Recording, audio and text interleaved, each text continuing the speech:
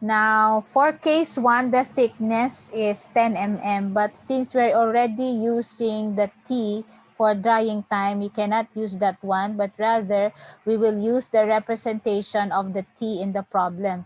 So in this case, the T in the problem, the thickness that is to be represented as L based on the definition of the J. So the thickness L is 10 mm. Here we go again.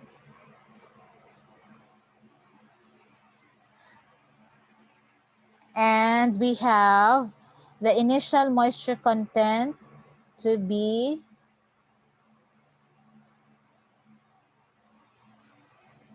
0.28.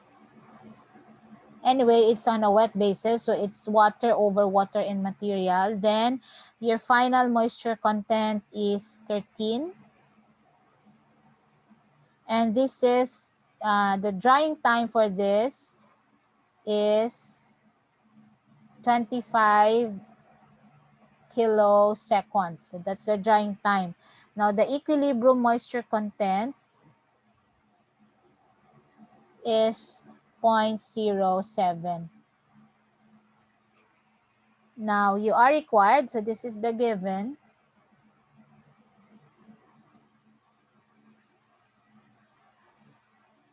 You are required to determine the drying time also, but this time for the length, for an L equal to 60 mm. So 6 times thicker than the original material used. Starting with a moisture content of 0.22 and ending with a 0.10. So we already,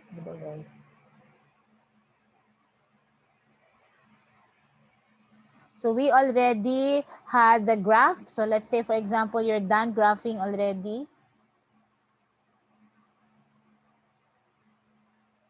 And since on the graph you have the E, we need to determine the E in our material. So for the initial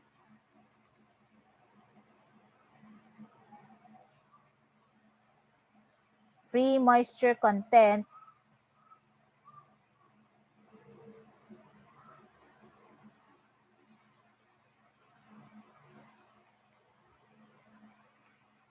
here we will be using case 1.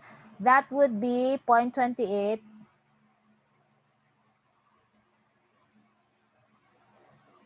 minus the equilibrium moisture content, which is 0.7 or 0.07. So this would result to an initial free moisture content of 0.21.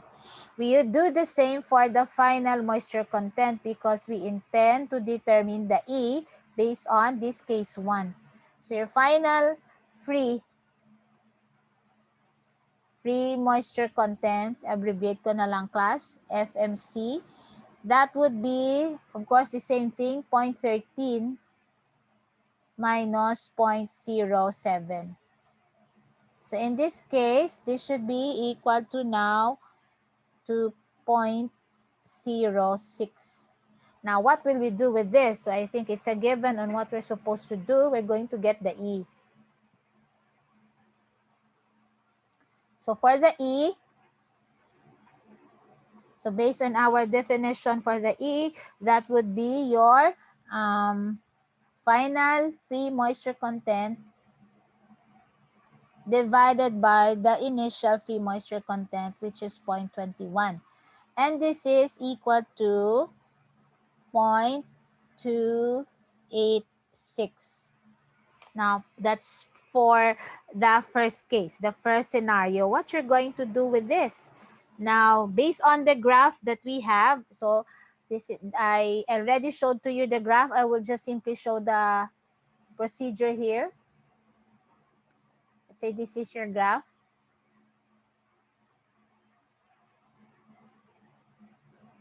And this is your curve, the curve that I have shown to you a while ago. What you're going to do is for the value of E, since this is your E and this is your J, you get the value where that particular value of what was that? 0.286. The 0.286 is. In that case, you will just project it on the curve, rest here, and then you're going to read the corresponding J here. So you will be able, from the graph that we have, more or less the J value that you will be able to read out is 0.52. That's our J value. Now, if that is our J value, what is J in the first place as discussed in the problem? So J is equal to a constant K, the drying time, divided by half of the thickness of the material squared. So half of the thickness of the material, so L squared. So what we'll do, we'll have the J, which is 0.52, substituted in the formula. I think you know the goal. We will find the constant K. So the approach in this problem is similar to sample problem number 1.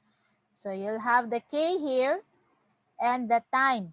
The time for the first condition, because this E was solved using that time, and that is based on this particular time. Rather, it was not solved using that time. So the time is 25 kiloseconds. Now this L, as defined in the formula, is only half of the thickness, so we need to divide the 10 by 2, and you need to square it.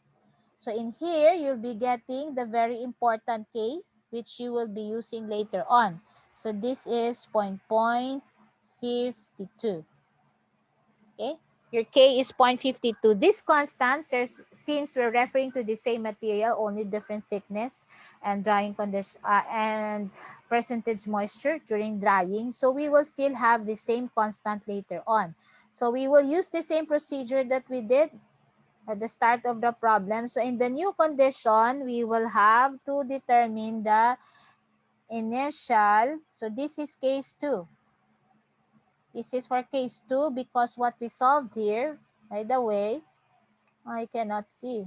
Anyway, case 2. This is for case 2. So your initial free moisture content is equal to, so this time your initial moisture is 0.22.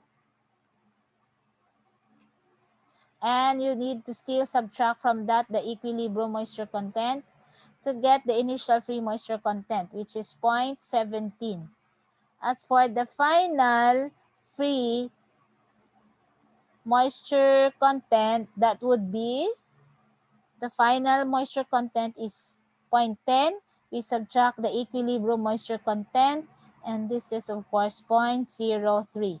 Then you solve the E for this particular condition. So the E for this particular condition is 0.03. We divide by 0.15. So in this condition, you will have an E which is equal to 0.2. I think you know already what to do next. So we will, let's say, have another. So in your curve, in the curve that I have shown to you, you have this curve here. You find the E 0.20 again, or you find where this E, this J, the E which is 0.2, you need to project here on your curve. And you need to read again the new J. So in here, your new J would be more or less equal to, here it would be more or less equal to 0.63. Now, the thing is, since you already know the K value, this time the only thing that would be left for you to solve is the drying time based on the new thickness of the plank. So the J, again, is equal to K T over L squared. So you have here a 0.63 for the J, an L value which is half, so 60 divided by 2. You square this, it looks like W, 60. And your K will be the K that we have here. Where is that K? The K that we got is 0.52. So this would be 0.52. And you will be left with the drying time. So now you can determine the drying time for this much thicker plank. So your drying time is 1090. 1090 kilosecond for a thicker plank and for a much lower final moisture content. So this would be the required drying time. So this is the answer to our problem.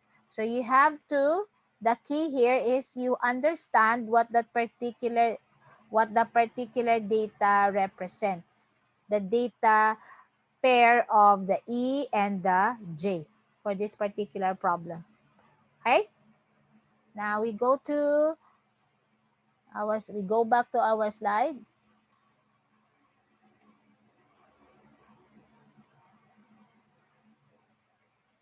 And here you will have readings. You supplement since my major reference is Colson, you need to read sample problems on McCabe and Jean Couplis. That way you will not limit your learning from one reference only. Okay, now we go to sample problem number 3. So remember that in this particular sample problem, you still don't know anything about any new formula to use. You're not even designing the dryer yet. So you're simply going to think of the formula presented to you, and you have your usual material balance and energy balance to go with. So far in unit operations, if you don't have any working formula to use, then you have the standard material and energy balance and whatever formula that is provided. In that case, that would be only the thing that we are to consider here. For sample problem number 3, you are given a granular material containing 40% moisture. It is fed to a countercurrent rotary dryer at a temperature of 295 Kelvin and is withdrawn at 305 Kelvin, containing 5% moisture. The air supplied, which contains 0.006 kilogram water vapor per kilogram dry air, so this is now your humidity, enters at 385 Kelvin and leaves at 310 Kelvin.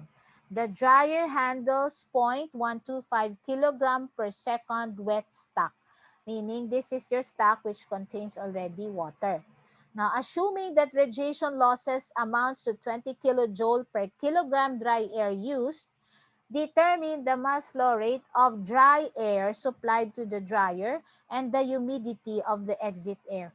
So in this case now, you are to determine the mass flow rate of dry air only. So meaning you are not to, of course, you will have still the moisture in that air. But nonetheless, the problem is only asking for that dry air. No moisture that is. And its humidity when it exits your dryer. The latent heat of water vapor at 295 Kelvin is 2,449 kilojoule per kilogram. Notice that the latent heat of water vapor that is stated here is based on the operating temperature of your dryer, which is 295. It should be, because otherwise we won't be able to use anything, because our material is subjected to this particular operating temperature. The specific heat of the dried material, which we do not know the identity of, is 0.88 kilojoule per kilogram Kelvin. And the specific heat of dry air is 1 kilojoule per kilogram Kelvin. And the specific heat capacity of water vapor is 2.01 kilojoule per kilogram Kelvin. If you're asking me if the specific heat capacity of the dry air, which is 1.0 kilojoule per kilogram here in this problem, can be applicable to other problem. So my answer is no, because specific heat is dependent on temperature. So this particular specific heat for dry air is just only for this problem. It's only for this problem. The heat capacity of water vapor that is stated here is also for this problem. Unless otherwise that the problem does not give you values for these two separately, then you are to assume a certain value. But these two values are only for this particular problem. If you are not given a separate specific heat for air, dry air, and water vapor that it contains, you go back to that particular constant that I gave you, the 1.02 kilojoule per kilogram Kelvin. That's more or less the average humid heat or specific heat of the mixture of water vapor and air. This one is different. This one that was given by Coulson, he gives you separately the specific heat of the dry air and the water vapor. It has a purpose though, and it's actually very fundamental and it's easy to follow. Okay, so this is our problem.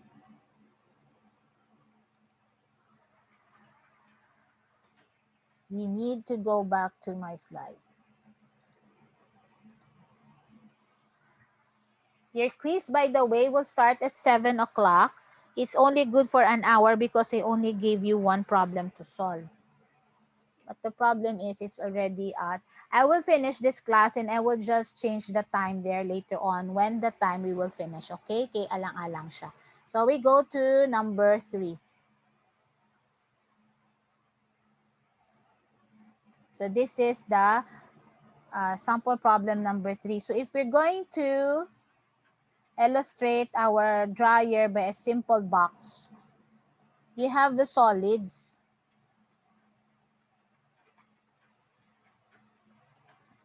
And for these solids, the initial moisture content is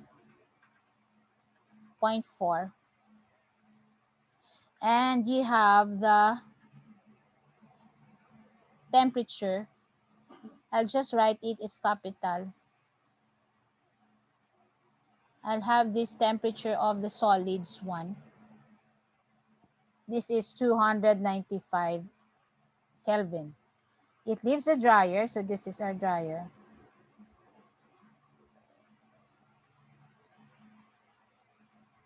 It leaves the dryer at a temperature, so I will just label it as TS2 of 305 Kelvin. So that's the temperature. And your content, moisture content is 0.05.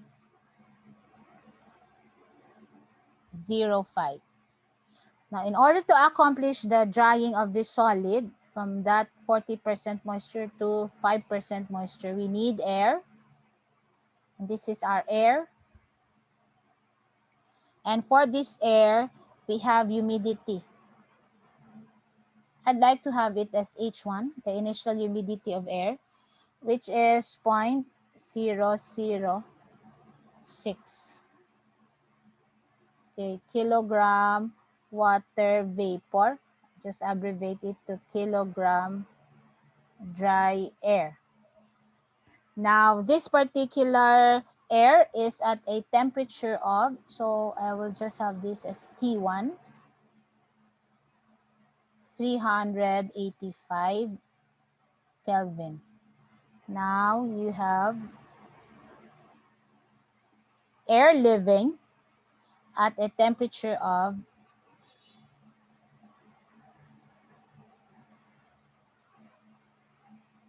310 Kelvin. So this is the given in the problem shown in the form of a schematic diagram. So it will be easily followed. So this is the given in the problem. You're given the capacity of the dryer. So the capacity of the dryer in terms of the amount of solids that it can handle. So I'll write it here na lang. So the amount of solid handled is 125.125 kilogram wet stock per second. So that's your dry material plus the water that it contains, or the dry solids and the water that it contains. So that's the amount. Now, there are other information stated in the problem, such as the radiation loss.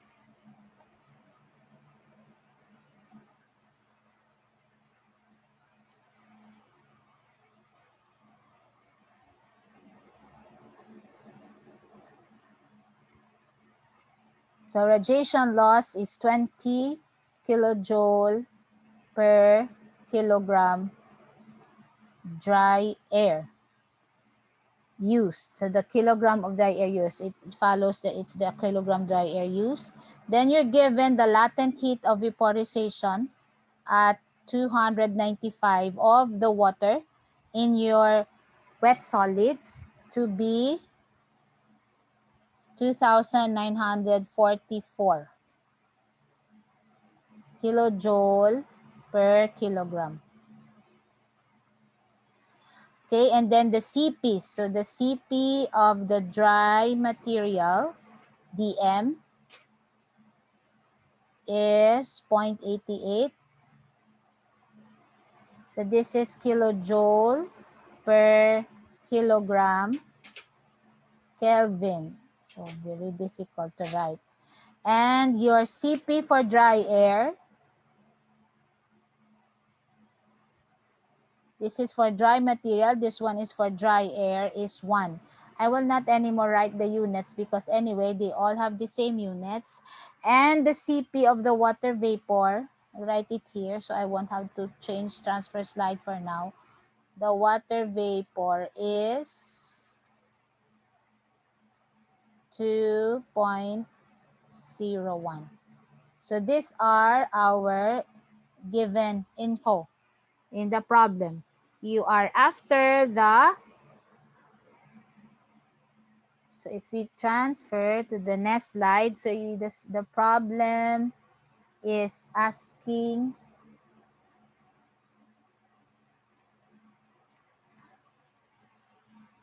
okay, it's asking for the mass of dry air used. So let's represent this mass of dry air used as G.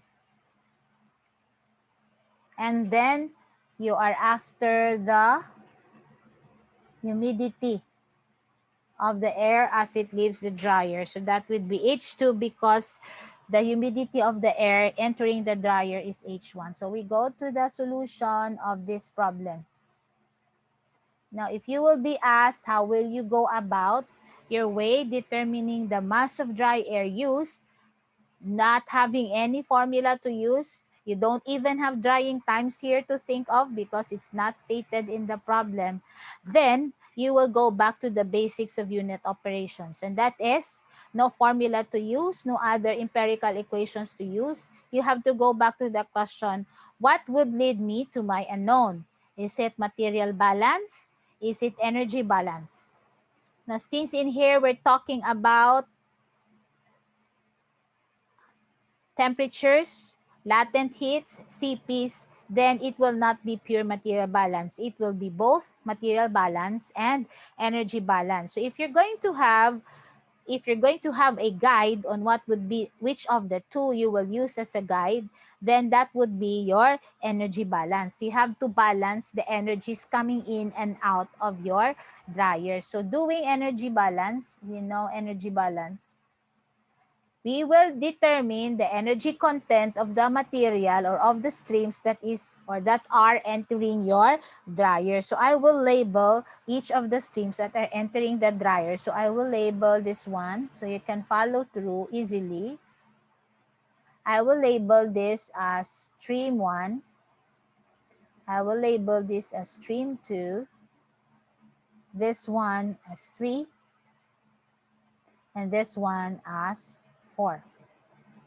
Then I will have here a certain arrow representing the water vaporized from the solids. So the water content of the solids will be turned into vapor. That is why you have the latent heat of water at 295. So I will have that water vapor there represented as V, and I will have written it as 5.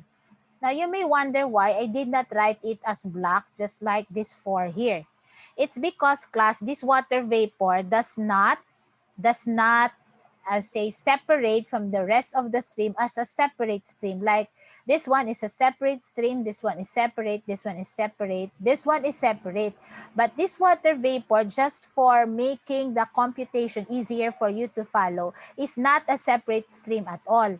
This water vapor lives with the air that exits your dryer. That is why I'm writing it as red, because you don't visualize or vision it as hindi mo siya gina-understand nga separate siya nga steam nga gagwa, because ini siya nga vapor, upod na siya sa air, din carry sa sang air nga magwa sa dryer. So that is why it is not written in the form of a black arrow, unlike this form which are all totally different. Para lang hapos mag-follow through sang aton nga energy balance. So I will now solve each of the energy contents of this stream, and then later on sum them up, equate the sum of the streams. Now we go first to the energy content of stream number 1. So I will have stream number 1, and that's the air that is being used for this particular drying of your solid. So now I'll have this as Q1 because it's the energy content of the stream. Now, in all of my energy balances here, I will use a datum temperature. Just like in evaporation, we use a certain datum temperature. So this is SI. I will use a datum temperature of 0 degrees Celsius. And that would be equivalent to 273 Kelvin. Okay. Now, so your Q1 here will be the Q of the air, the dry air, and the Q of the water vapor. The air that we're using here to dry our solid is not bone dry air, nga wala siya sang tubig.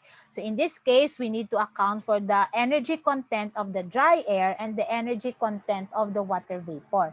Now, again, no formula, but the previously learned formula that you learned, and that would be the MCP delta T. So for dry air, remember that you are after the mass of dry air. So it will now be written here. The mass of dry air times the specific heat of dry air. I will not anymore write the units. Times the temperature at this particular state. So if you recall, we have written here that your dry air is supplied at a temperature of 385 Kelvin. So that would be the temperature that should appear here. You will have 385 minus the datum temperature, which is 273. You do the same for the water vapor. So your water vapor, how will you account for the water content of the air? That would still be using the G. That since this is the mass of dry air, it would be multiplied to its humidity. So remember, the unit for humidity is water over dry air. So then if you multiply the two, you will be getting the mass of water only. Then this is the mass of your water. You multiply it with the Cp of water vapor, because we're not talking of liquid water here. This is water vapor. And again, 385 minus 273. Oh my, 10 minutes. Hopefully I can still use the same link. Now, you will have the answer here to be 113.35. Now, it will have the presence of the G, because these two terms here have the G. So this is the energy content of the air that is being supplied to your dryer. Now, we go to the other one. So the other stream is stream number 2. This refers to the solid that we are to dry, the solid that contains the water. Now, in here, we will have I will have here Q2. Okay? Q2, just like the way we have accounted for the energy of the air, will be the Q of the dry solid plus the Q of the water that it contains. So your dry solid, remember that the capacity of the dryer is 0.125 wet stock. So meaning it's water with solid. So what you'll do, you will multiply that 1.25 by the percentage moisture. So if it's 40% water, then it must be 6. Miss, Yes. Ali, excuse me. Nang ma-ask ka, ma-clarify lang kami, miss. What time din miss ang quiz? Pwede ko na siya ma-moderate, iha. Islan ko lang ang time. So, kay 7 p.m. na binis sa time, miss. So, ma-unlock na siya automatic sa canvas. Oo. Okay. So you get to see it while I'm still talking here. Okay lang, miss. Anyway, wait lang, wait lang. I will thank you for that. I will change the time now. Wait, class ha. Wait lang. Sorry. Ma-unlock na siya, gali. Where is that? I forgot.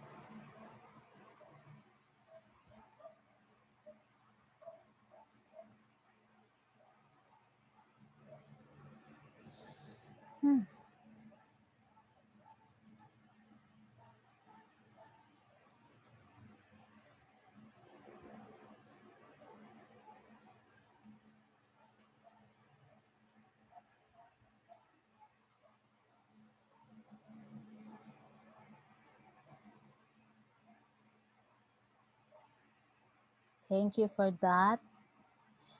I moved it to 7:30 anyway. We will not eat more than 10 minutes, I think. We'll be done in 10 minutes. Where are you? I cannot find. Thank you. Thank you, miss. Thank you. Where am I? I hope you can see my slide. So that's my slide. Can you see my slide? I did not pause the Yes, recording. miss. Okay, so we'll have, it will start at 7:30. It will end at 8. You can finish it, I'm sure, in less than an hour because it's just one number. So 0.125, we multiply it with 60% because it's 40% moisture. So we'll multiply it by 6.6. Rin naman siya, oh. 0.6, and then we multiply it. This is just but the mass. We multiply it with the CP of liquid of the dry solid. So the CP of the dry solid would be 0.88, and we multiply it with the temperature again. So the temperature of our feed is 295. We subtract from it the base or the datum temperature, which is 273. We do the same for water. So it's 0.125, our wet stock. We multiply it by 0.4, and your water is 4.18. This is now liquid water CP, and it's also to be multiplied by 295 minus 273. Now this will give you a Q value for the solid as 6.05 kilowatt. Okay. Now, next is, so if we go back to our slide, I have already determined the two. This is 1 and 2. So we will have, the next would be this one, it's the stream 3. That's for the dried solid.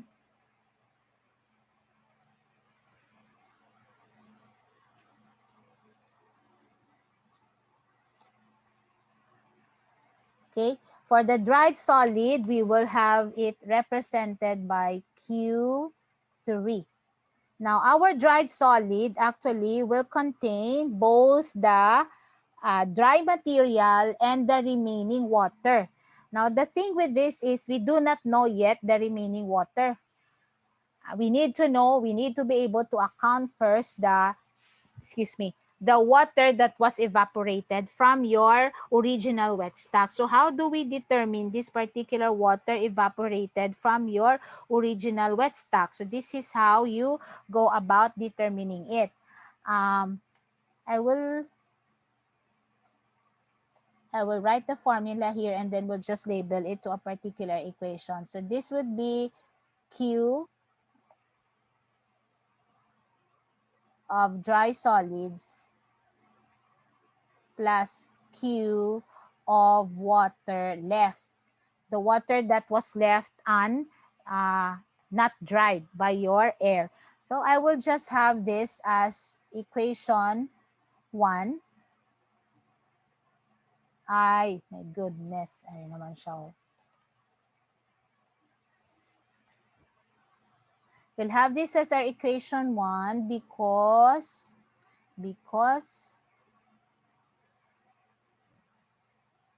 so this one is not yet known. We do not know the amount of water that was evaporated in the first place. But we know that our percentage water, I'll go back to our given so you will understand. The percentage water in the exit solid is 0.05. What is this percentage water if it's represented in the form of a formula? That would be this water leaving over water leaving plus dry solid, right? The water that left over the water that left plus the dry solid. So you can determine the water that left. So that would be, if I will place it here, this would be water leaving over water leaving plus the dry solid. What is the dry solid? That would be based on the original wet stock times the 0.6 because it's 40% water. The dried solid is still dry solids. Even if it's going to be prolonged heating, that would still be your mass of dry solids. So you will have a water here leaving equal to 0.003947. Okay? 0.003947. So now, I can go back to equation 1. So go from 1.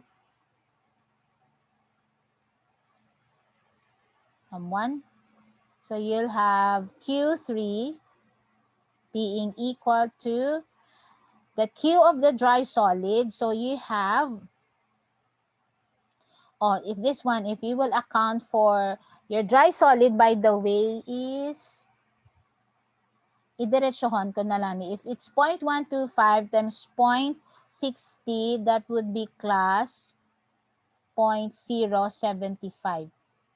This one, if you're going to multiply the two, and it will be multiplied to the CP of the dry solids. And it will be multiplied, the same thing, to the temperature, 305, minus 273. This will be added to this one. So the water that we have computed is 0.003947. That's the mass. I'll just place it here down. Your CP for liquid water is 4.18, and you will still have 305.273. Okay? So you will have a Q3 value, place here. The Q3 value is 2.59 kilowatt. By the way, class, I will have to stop here so that you can eat your